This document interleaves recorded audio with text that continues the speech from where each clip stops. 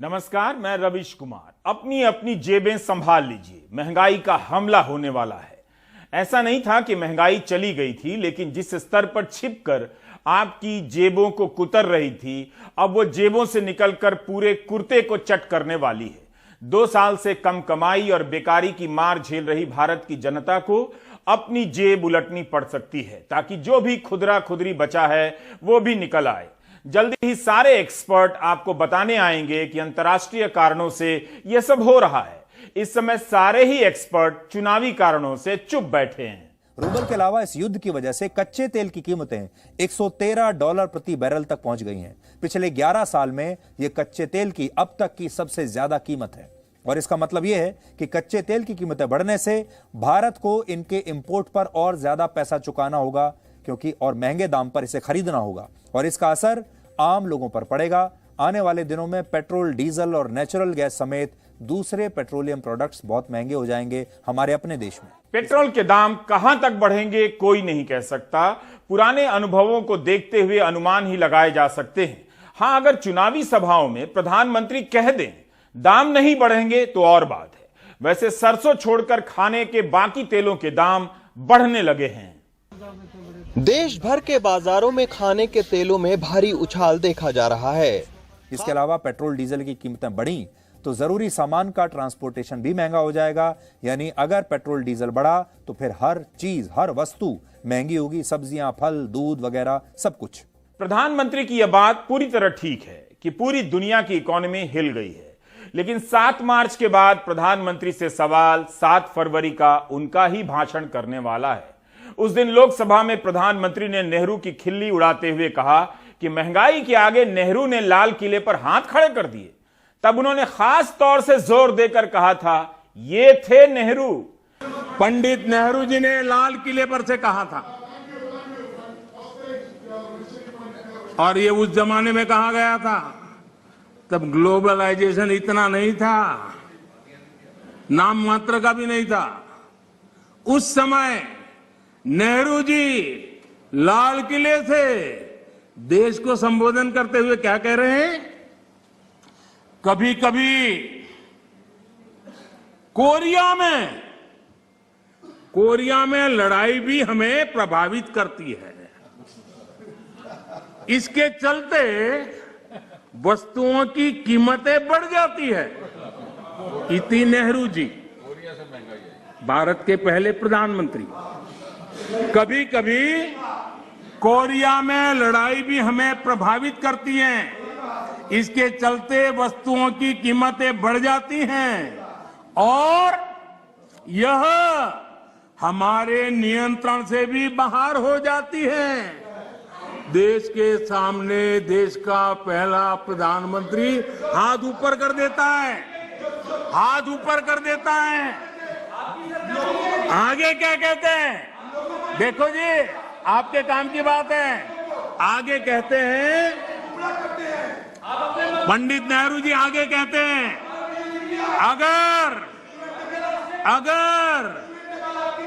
अगर अमेरिका में भी कुछ हो जाता है तो इसका असर भी वस्तुओं की कीमत पर पड़ता है।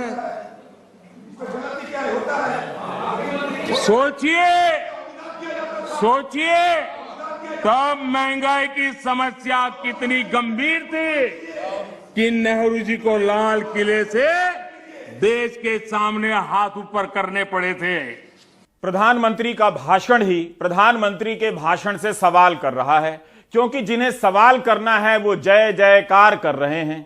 24 फरवरी को रूस ने जब यूक्रेन पर हमला बोला, तब गोदी मीडिया के स्क्रीन पर मिसाइलों से लेकर टैंकों का एनिमेशन बन गया। गोदी मीडिया तो पुतिन के सीक्रेट प्लान के बारे में फ्लैश करने लगा। हजारों भारतीय यूक्रेन में फंसे थे, उस प्लान के नीचे आने वाले थे, बस इसका पता नहीं था। 7 मार्च के बाद जब पेट्रोल महंगा होगा, तब पुतिन का प्लान बताने वाला गोदी मीडिया, पुतिन को पावरफुल बताने वाला गोदी मीडिया क्या करेगा? मंगलवार को रशिया की परमाणु पनडुब्बियों ने बेरेंट्स सी में युद्ध अभ्यास किया है, जिससे दुनिया की चिंता काफी बढ़ गई है और युद्ध के दौरान किए गए ऐसे किसी भी अभ्यास को एक बड़े खतरे का संकेत माना जाता है। परमाणु हथियारों को आसमान, जमीन और पानी तीनों माध्यम से लॉन्च किया जा सकता है और रशिया की सेना इन तीनों माध्यमों से अपने परमाणु हथियारों की तैयारी को इस समय परख रही है। हालांकि बड़ा सवाल यही है कि क्या पुतिन यूक्रेन पर परमाणु हमला करेंगे? यह एक बहुत बड़ा सवाल है, लेकिन वो एक तरीके से बातों ही बातों में यह धमकी जरूर दे रहे हैं। इस तथ्य से कोई फर्क नहीं पड़ता कि यूक्रेन से निकलने के लिए भारतीय छात्रों ने लाखों रुपए जमा किए, बस भाड़ा दिया, कई किलोमीटर पैदल चलते रहे, लेकिन मोदी सरकार जिस तरह से कामयाबी का जश्न मनाने लगी है, उसकी जमीन की सच्चाइयों से बहुत कम रिश्ता है। पीयूष गोयल ने यह कार्टून ट्वीट किया है। इसमें प्रधानमंत्री को एक पतली सी नहर के बीच में खड़ा दिखाया गया है, क्योंकि मां गंगा तो इतनी पतली हो नहीं सकती। प्रधानमंत्री ने अपनी बाहों को फैलाकर पुल बना दिया है, जिस पर चढ़कर भारत के छात्र यूक्रेन से रोमानिया आ रहे हैं, पोलैंड जा रहे हैं। यूक्रेन में गंगा नहीं है, लेकिन ऑपरेशन का नाम तो ऑपरेशन गंगा है। गंगा नहर की शक्ल में है, यहां पतली सी नहर की शक्ल में।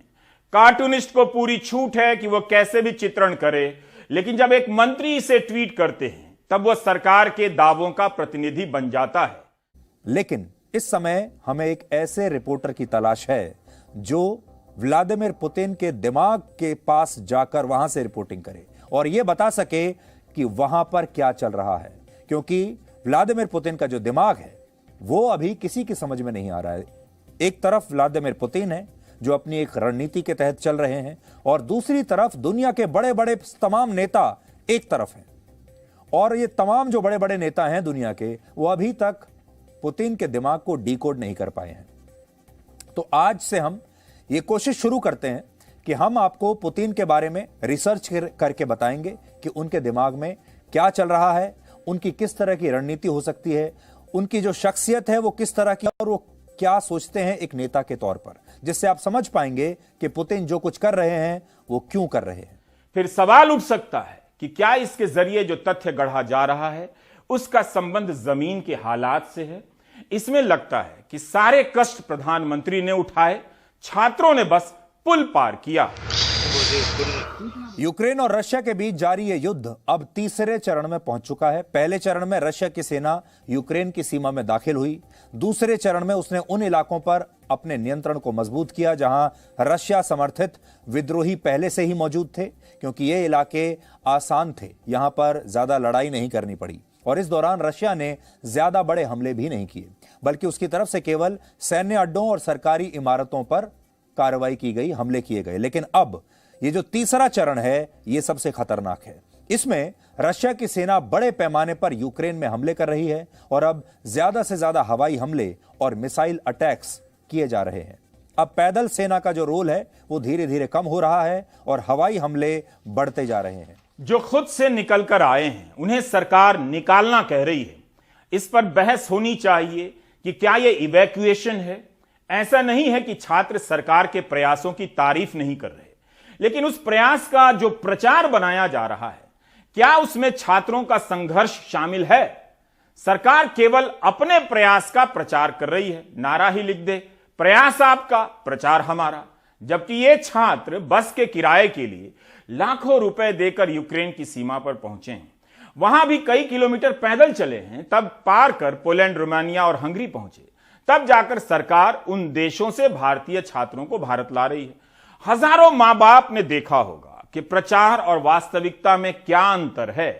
बाढ़ में आप खुद से तैरकर किनारे आ जाएं और किनारे पर पहुंचने के बाद सरकार आपको गले लगा ले और कहे कि उसी ने बचाया है, तो तैराक का चेहरा देखा जाना चाहिए। यूपी के चुनाव में यूक्रेन का जिक्र आने, लेकिन इस समय की सबसे बड़ी खबर आपके लिए यह है कि कीव में मौजूद भारतीय दूतावास की तरफ से यूक्रेन के खार्किव शहर में फंसे भारतीय छात्रों से कहा गया है कि वो आज रात 9:30 बजे तक किसी भी तरह से, किसी भी स्थिति में खार्किव शहर को छोड़कर वहां से तुरंत बाहर निकल जाएं।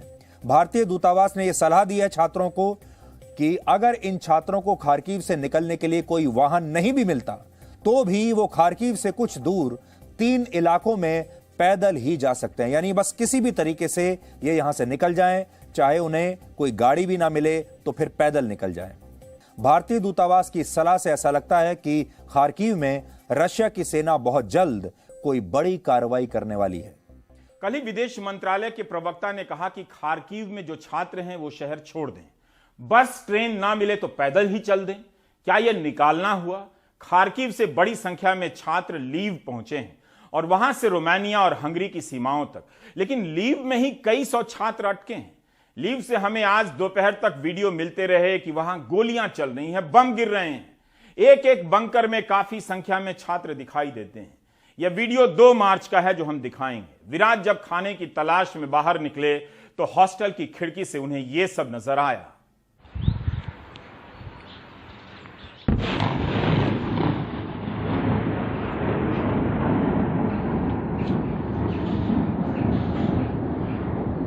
छात्रों का दावा है कि सुमी में 1000 से अधिक भारतीय हैं। शहर के बीच में फंसे होने के कारण इनके लिए निकलना मुश्किल है। अखबारों में खबर एक दिन पहले छप जाती है कि रूस से बात हो गई है, वह भारतीय छात्रों को सुरक्षित रास्ता देने के लिए तैयार हो गया है, लेकिन छात्र अभी भी बाहर निकलने का इंतजार कर रहे हैं। सफलता मिलने से पहले सफलता को भुनाने की होड़ शुरू हो गई। सुमी में कई छात्र फंसे हैं। यहां फंसे भारतीय छात्रों का कहना है कि चीनी छात्र भी फंसे थे, लेकिन ज्यादातर को अब निकाला जा चुका है।